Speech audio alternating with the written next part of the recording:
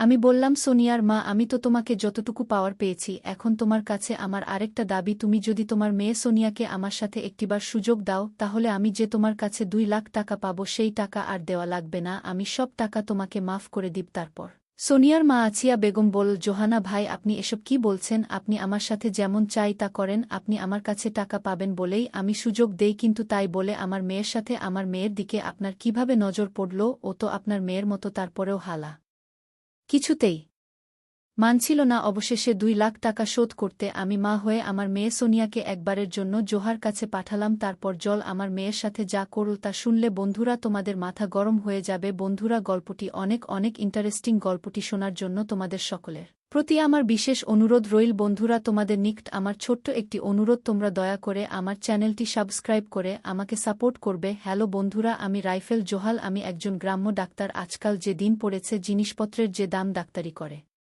সংসার চালানো খুব কঠিন হয়ে পড়েছে।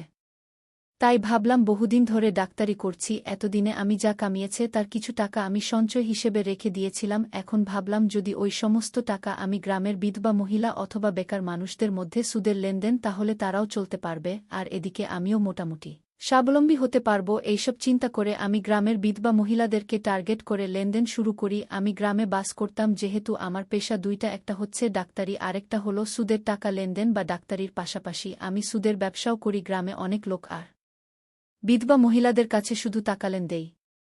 এভাবে প্রায় 2 লাখ টাকার মতো আমি গ্রামের মানুষের মধ্যে লোন দিলাম ডাক্তারির পাশাপাশি। আমার সুদের ব্যবসাটা খুব ভালোই চলছিল, কিন্তু বছরখানেক যেতেই আমার কপালে জুটল এক পিছলা মহিলা, মানে পিছলা ক্লায়েন্ট। লিম নেওয়ার সময় আমার কাছ থেকে কাকুতি মিনতি করে লিন নিয়েছিল। বাদ দেওয়ার সময় কত কাহিনী। মহিলাটির স্বামী মারা গেছে অনেক আগেই শুনেছি। তার মেয়ের যখন বয়স 6 বছর তখনই ওই মহিলার স্বামী মারা যায়। তারপর ওই সন্তানের কথা চিন্তা করে আর বিয়ে শাদী বসে নাই। এখন তার মেয়ের বয়স 1-5 থেকে 1-6, এভাবেই মেয়েকে নিয়ে কষ্ট করে চলছিল তার দিন। বিধবা মহিলাটা দেখতে হেব্বি ছিল, অনেক সুন্দরী এবং লাবণ্যময়। তাকে দেখলেই আমার মতো 5-5 বছর বয়সের লোকের মাথা নষ্ট হয়ে যায়। আর সবচেয়ে বড় কথা হলো, তার মেয়ের চেহারাটা একেবারে মাশাল্লাহ। গরিবের ঘরে এত সুন্দর মেয়ে জন্ম নেওয়া এই যেন গোবরে পদ্মফুল। যাই হোক বন্ধুরা, আমি এই মহিলাকে প্রথমে লাইন দিয়েছিলাম 5,000 টাকা। মহিলাটির নাম ছিল আছিয়া, তার মেয়ের নাম ছিল সোনিয়া। বেচারির স্বামী মারা যাওয়ার পর থেকে খুব কষ্টে দিন কাটতে শুরু করল। মেয়ে বড় হতে শুরু করল, মেয়ের পড়ালেখা আছে, অনেক টাকা পয়সার প্রয়োজন, মেয়েকে বিয়ে দিতে হবে। তাই সে চিন্তা করল কিছু হাঁস মুরগি লালন পালন করে সে স্বাবলম্বী হবে, কিছু টাকা আয় করবে। সোনিয়ার মারে এরকম ভালো উদ্যোগ দেখে আমি খুব খুশি হয়ে থাকে। প্রয়াস 1000 টাকা প্রথমে লোন দিলাম। লোন পেয়ে এসে আমার টাকাগুলো খুব ভালোভাবে কাজে লাগাল এবং সে সময় মতো ফেরত দিয়ে দিন। আর এদিকে সে যে হাঁস মুরগি ছাগল কিনেছিল তা দিয়ে যে পরিমাণ ইনকাম, হয়তো তাতে তার একটা মূলধন বেড়ে গিয়েছিল। এভাবে তার সংসার খুব ভালোই চলছিল। সে তার হাঁস মুরগি গরু ছাগলের খামার আরও বড় করার জন্য সে চিন্তা করল আমার কাছ থেকে সে 2 লাখ টাকা নেবে। এই চিন্তা ভাবনা করে সে আমার কাছে আসলো। আমি বললাম, সোনিয়ার মা, তোমাকে টাকা দিতে আমার কোনো আপত্তি নেই, কিন্তু তুমি সময়মতো ফেরত দিতে পারবে তো? সোনিয়ার মা বলল, জোহানা ভাই, আপনি কোনো চিন্তা কইরেন না, আমি আপনার টাকার সময় মতো পরিশোধ করে দিব। আমি বললাম, আচ্ছা ঠিক আছে সোনিয়ার মা, তাহলে তুমি আগামীকালকে এসো। আগামীকালকে আমি তোমাকে 2 লাখ টাকার চেক দিয়ে দেব, তুমি ব্যাংক থেকে টাকা উঠিয়ে নিতে পারবে না? সোনিয়ার মা আমাকে বলল, ভাইজান, আমি এসব ব্যাংক ট্যাঙ্ক বুঝি না, আমি ব্যাংকের ঝামেলায় যেতে চাই না, আপনি আমাকে নগদ টাকা দিয়ে দেন। আমি বললাম, আচ্ছা ঠিক আছে সোনিয়ার, তুমি আগামীকাল এসে নগদ টাকা নিয়ে যেও। ঠিক আছে। তারপর সোনিয়ার মা চলে গেল। পরের দিন সকালে আমার কাছ থেকে 2 লাখ টাকা নেওয়ার জন্য সোনিয়ার মাসল। আমি বললাম, সোনিয়ার মা, টাকাটা কিন্তু অনেক বেশি, আর আমি 1 লাখ টাকার উপরে লিন দিলে সাধারণত কাগজপত্র করে দে, জানোই তো। সোনিয়ার মা, মানুষের হাজাত মতের কথা বলা যায় না, তাই কাগজ করে টাকাটা দেওয়াই উত্তম। তুমি কি আমার সাথে কাজ করে টাকা নিতে ইচ্ছুক? সোনিয়ার মা আমাকে বলল, ঠিক আছে ভাইজান, আমার কাগজ করে টাকা নিতে কেন সমস্যা নেই। সোনিয়ার মা আমাকে বলল, তবে এই কাগজে কি লেখা রয়েছে ভাইজান? আমি বললাম, এই কাজে অন্য কোনো কিছুই লেখা নেই, শুধু লেন নেওয়ার শর্তগুলি লেখা রয়েছে, সময়মতো পূরণ করতে পারলেই হবে। আমি বললাম, ঠিক আছে জোহানা ভাই, কোথায় সই করতে হবে আমাকে বলুন। তারপর সোনিয়ার মা দলিলের সই করে আমার কাছ থেকে 2 লাখ টাকা নিয়ে গেল। আমার কাছ থেকে 2 লাখ টাকা নিয়ে সে 2টি গরু কিনল, কিছু ছাগল এবং হাঁস মুরগি কিনে তার খামার শুরু করল। এইভাবে তার খামার ভালোই চলছিল, কিন্তু কিছুদিন যেতে না যেতেই ঘটল এক ভোটদানের দুর্ঘটনা। হঠাৎ একদিন সোনিয়ার মার গোয়াল ঘর থেকে 2টি গরু চুরি হয়ে গেল। সোনিয়া, আমার মাথায় তো আসমান ভেঙ্গে পড়ল। এখন সে কি করবে? এসব যে তার ঋণের টাকায় কিনা আমার কাছ থেকে লোন নিয়ে কেনা। সোনিয়ার মা খুব হতাশ হয়ে গেলেন। আর এদিকে আমিও আমার টাকা পাওয়ার জন্য বারবার তাগাদা দিতে শুরু করলাম। সোনিয়ার মা আমাকে বলল, জোহানা ভাই, কয়েকটা দিন অপেক্ষা করেন, আপনার টাকা নিশ্চয়ই দিব, কিন্তু এজন্য আমাকে কিছু সময় দেন। দেখতেই তো পাচ্ছেন আমার কত বড় ক্ষতি হয়ে গেল। সর্বনাশা চোর আমার সবকিছু নিয়ে গেল। এই ক্ষতি কাটিয়ে উঠতে আমার একটু সময়ের প্রয়োজন। আমি বললাম, ঠিক আছে সোনিয়ার মা, আমি তোমাকে 1 মাস সময় দিলাম। 1 মাসের ভিতরে আমার সমস্ত টাকা লাভের আশায় দিয়ে দিতে হবে। কথাটা মনে থাকে যেন। সোনিয়ার মা বলল, ঠিক আছে জোহানা ভাই, আপনি কোনো চিন্তা করবেন না, আমি 1 মাসের ভিতরে আপনার টাকা ফেরত দেব। তারপর আমি ওই মহিলার কাছ থেকে চলে আসলাম। 1 মাস পর আবার সোনিয়ার মার কাছে আমার পাওনা টাকার জন্য গেলাম। গিয়ে দেখি সোনিয়ার মা পিঠা বানাচ্ছে, পুলি পিঠা। আমি গিয়ে সোনিয়া আমার ঘরে বসলাম। সোনিয়ার মা আমাকে দেখে বলল, আরে জোহানা ভাই, কেমন আছেন আপনি? এই নেন পুলি পিঠা খান, অনেক মজা হয়েছে ফুল পিঠাগুলো। তারপর আমি সোনিয়ার মার ঘরে কিছু পুলি পিঠা খেতে খেতে বললাম, সোনিয়ার মা, আজকে তোমাকে আমার টাকা দেওয়ার কথা ছিল, আমার টাকার কি করলাম? সোনিয়ার মা আমাকে বলল, ভাইজান আগে পিঠা খান তারপর বলছি।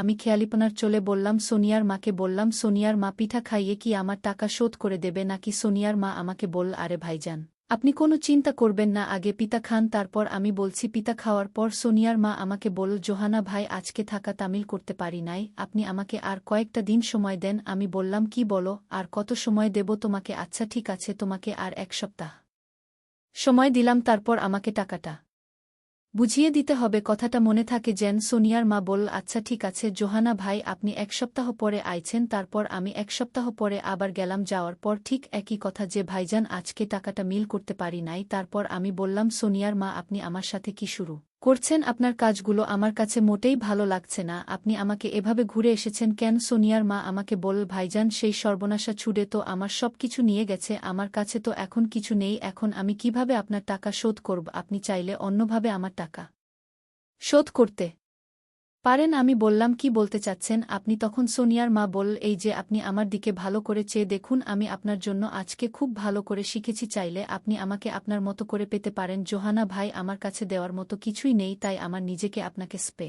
দিলাম। সোনিয়ার মার মুখ থেকে এরকম ধরনের কথা শুনে আমার মাথার ভিতর শয়তানি বুদ্ধি কাজ করতে শুরু করল। ভাবলাম, সুদের টাকা হয়তো না পেলে না পাবো, কিন্তু শুধু সুদের টাকার বিনিময়ে আমি সোনিয়ার মার সাথে একটু আনন্দ করতে পারলে ক্ষতি কি? জীবনে অনেক টাকা কামাই করেছি সোনিয়া আমার মত এরকম একটা সুন্দরী মহিলা আমার কাছে স্বেচ্ছায় ধরা দিয়েছে। মনে ভাবলাম, জোহানা, এটা তোর কাছে সুবর্ণ সুযোগ, এই সুযোগ কাজে লাগা। আমি সোনিয়ার মার্চ থেকে এরকম প্রস্তাব পেয়ে মনে মনে খুব খুশি হলাম। তারপর আমি বললাম, সোনিয়ার মা, আমি তোমার প্রস্তাবে রাজি। তারপর সোনিয়ার মা আমাকে বলল, যদি তুমি আমার প্রস্তাবে রাজি থাকো তাহলে আজকে রাতে আমাদের এখানে চলে আসবে, সকল সুদ একেবারে মিটিয়ে দেব, আর তুমি চাইলে আসলে মিটিয়ে নিতে পারবে। আমি বললাম, আসল কিভাবে মেটাবো? তারপর সোনিয়ার মা বলল, তুমি আসলেই বুঝতে পারবে। তারপর সে দিনরাতে বন ধুরা আমি সোনিয়ার মার কাছে গেলাম।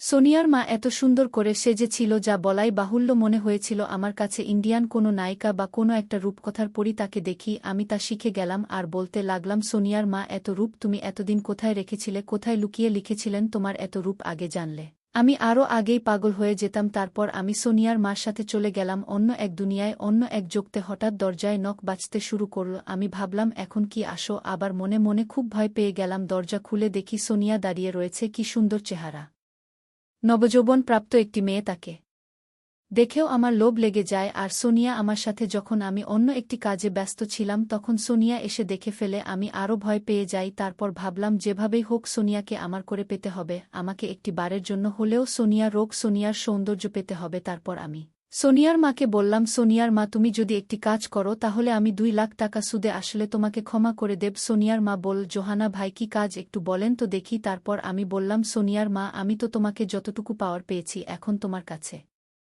আমার আরেকটা দাবি। তুমি যদি তোমার মেয়ে সোনিয়াকে আমার সাথে একটিবার সুযোগ দাও তাহলে আমি যে তোমার কাছে 2 লাখ টাকা পাবো সেই টাকা আর দেওয়া লাগবে না, আমি সব টাকা তোমাকে মাফ করে দিব। তারপর সোনিয়া মা আছিয়া বেগম বলল, জোহানা ভাই, আপনি এসব কি বলছেন? আপনি আমার সাথে যেমন চাই তা করেন, আপনি আমার কাছে টাকা পাবেন বলেই আমি সুযোগ দিই, কিন্তু তাই বলে আমার মেয়ের সাথে আমার মেয়ের দিকে আপনার কিভাবে নজর পড়ল? ও তো আপনার মেয়ের মতো। তারপরেও জোলা কিছুতেই মানছিল না। অবশেষে 2 লাখ টাকা শোধ করতে আমি মা হয়ে আমার মেয়ে সোনিয়াকে একবারের জন্য জোহাল আর কাছে পাঠালাম।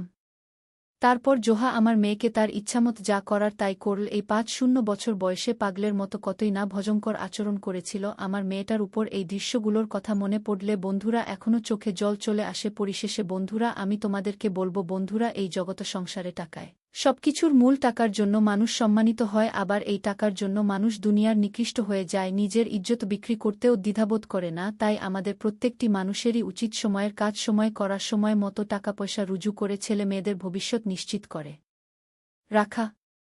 বন্ধুরা, গল্পটি তোমাদের কেমন লাগলো অবশ্যই কমেন্ট করে জানাবেন। বন্ধুরা, আজকে এই পর্যন্তই, আবারও আসব তোমাদের মধ্যে নতুন কোনো গল্প নিয়ে। গল্পটি যদি তোমাদের ভালো লাগে তাহলে একটি লাইক দাও। প্রতিদিন আমি তোমাদেরকে এইরকম ইন্টারেস্টিং একটা করে নতুন গল্প উপহার দিব।